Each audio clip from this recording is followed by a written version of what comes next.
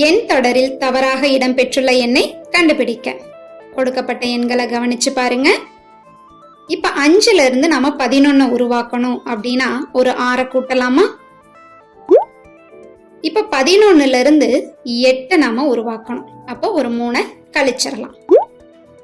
அப்ப இதன்படி நாம எடுத்துக்கக்கூடிய அமைப்பு, முதல் எண்ணோட 6 கூட்டுறோம், இரண்டாவது எண்ணில இருந்து 3 கழிக்கிறோம். இதே அமைப்பு தொடர்ச்சியா நமக்கு வருமானு பார்க்கலாம்.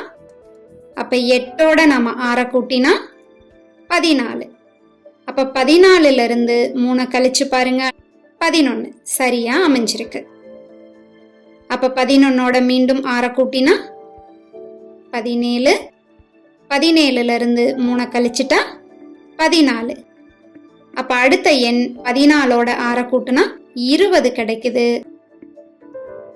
ஆனா தொடர்ல நமக்கு 22ன்னு கொடுத்திருக்காங்க. அப்ப இதன்படி எண் தொடர்ல தவறாக இடம்பெற்றுள்ள எண் ஆப்ஷன் டி 22.